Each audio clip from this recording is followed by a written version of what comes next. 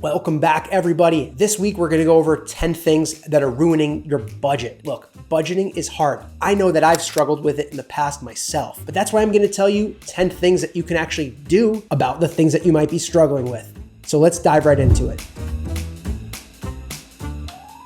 Number one, you're being unrealistic with numbers that you're using in your budget. Hear me out on this. Have you ever had a month where you said, I'm gonna spend that much on Ubers just to blow past it completely? Sometimes we use numbers that are just unrealistic. And the thing to do about it is to know what you're actually spending. So go back and look at the last 3 months.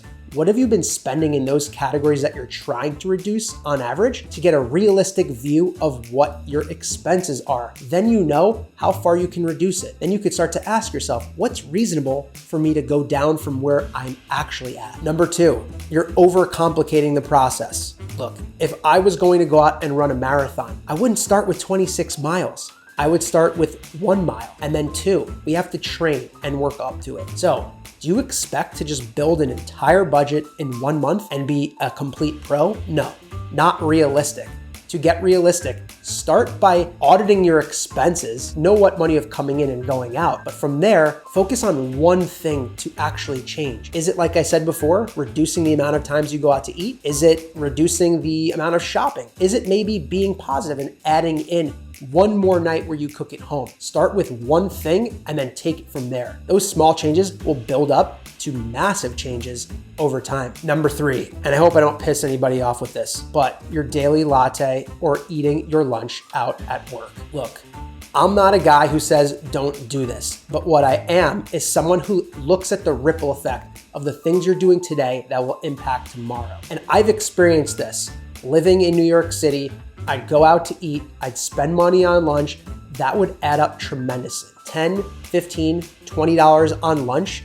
It happens in expensive cities. Multiply that by 5 times a week times 50 weeks throughout the year, and you've spent a substantial chunk of change. I'm not saying to never do this, but perhaps think about treating yourself. Most of the time, we want to go outside of the office just because we're bored and need a change of scenery. Can you pack your lunch and go eat it outside for the same change of scenery? And guess what? Why don't you leave Fridays to be the day where you go buy yourself some coffee and you treat yourself to some pizza? Number 4, the debt that you have is costing you tremendous amounts of money and it's crushing your budget. Here's why. If I have $5,000 of debt and I'm paying 20% interest, that's $1,000 a year. That's a lot of money. And if we break that down by month, that's $83 a month. That $83 per month is equal to your Friday treat, your Friday latte, and I don't know, your Greek that you ate out. But it adds up tremendously. The point is that if you're spending money on interest every month, you're just working backwards.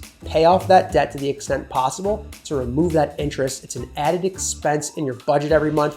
That's just hurting you in the long run. Number 5, you haven't created a zero-based budget. And as I mentioned before, I have my budget linked to in the show notes below. Make sure you go download it because it will enable you to create one of these. But a zero-based budget is where you give every single dollar that you have a job. Robert Kiyosaki, who wrote one of the most well-known books on personal finance, Rich Dad, Poor Dad, says in that book that you should be paying yourself first. What a lot of people don't realize is paying yourself first should not be at the expense of paying your bills, right? You have to pay your mortgage. You need insurance. You need a car. But what he's saying is that you need to prioritize paying yourself, meaning saving or investing, just as much as you prioritize paying those bills that we all say are completely non-negotiable every month.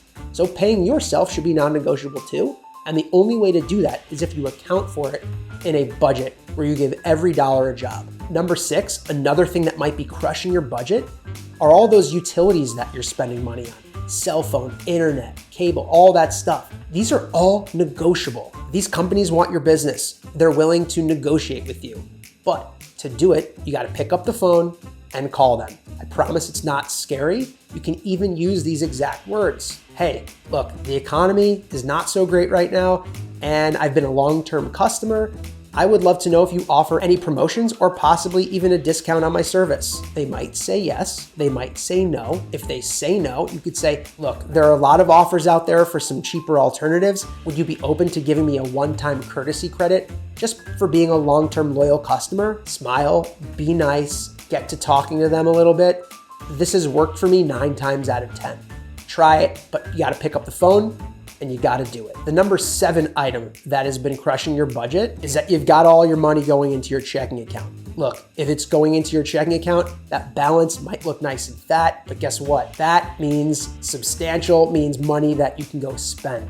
So if you're not already automating that money to the places where it needs to go, you're only hurting yourself and you're likely going to see all that money and overspend. I know that I've done this in the past. So make sure that if you're trying to save or invest, that you get that money elsewhere, because if you see it in your account, you're gonna be a little bit more likely to overspend. Number 8, you're not trying to cut back on all of those recurring expenses and memberships and different things that you have in your budget. Look, these things add up. Netflix, Disney, Prime.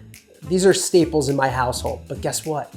You can share these items. I have a family plan for my cell phone, which has a lot of people on it. Talk to your friends, talk to your family, split these costs. It will 100% help you save a couple dollars every month, but remember, that adds up big time when you look across the entire year. Number 9, you're buying cheap products. Look, cheap can be expensive and expensive can be cheap. What it comes down to is the amount of time that you put into dealing with cheap stuff that breaks, or the cost of replacing these things. I'm not saying to go out and spend your last dollar on stuff just because it's expensive, but I'm telling you to look at the value of what you're buying. Is what you buy gonna break within a month and then you're gonna have to replace it? If you can buy quality that will last years, 100% opt for that as opposed to the cheap stuff. And the last thing that's crushing your budget is just that you're not reviewing it. You need to review this every month.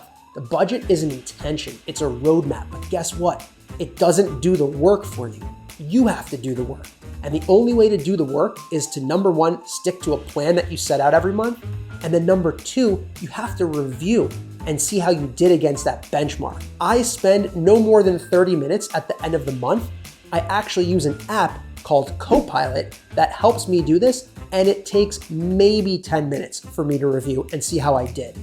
Once you review, you know where you stand and you know where you can go for the next month. You can adjust as needed, you can figure out where you need to cut back, but you are putting yourself in a position with knowledge, ready to attack the next month and do it even better than you did in the prior.